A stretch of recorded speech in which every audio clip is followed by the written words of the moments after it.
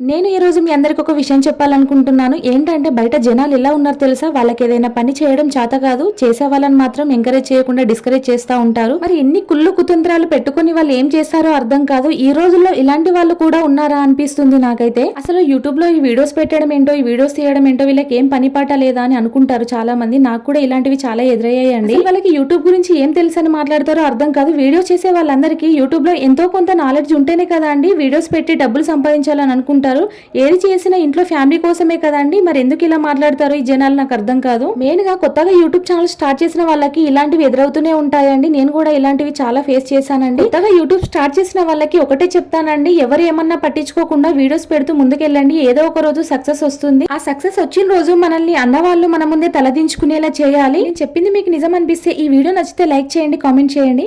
సర్లే మన క్యాబేజీ పకోడీ ఎక్కడ దాకా వచ్చిందో చూద్దామా? నిజంగా పిల్లలు స్కూల్ నుంచి ఈవినింగ్ రాగానే స్నాక్స్ కావాలంటే ఏం చేసి పెట్టాలో అర్థం కావట్లేదు. ఇంకా మొన్న కర్రీ వండగా చిన్న క్యాబేజీ ముక్క ఉంటే ఇంకా వాడికైతే క్యాబేజీ పకోడీ చేసి పెట్టాను రియాన్ష్కి అయితే. ఇంకా వాడైతే హ్యాపీగా తినేసాడండి. ఈ వీడియో నచ్చితే లైక్ చేయండి, మన ఛానల్ని అయితే తప్పకుండా సబ్స్క్రైబ్ చేసుకోండి. Thank you for watching. Take care, bye bye.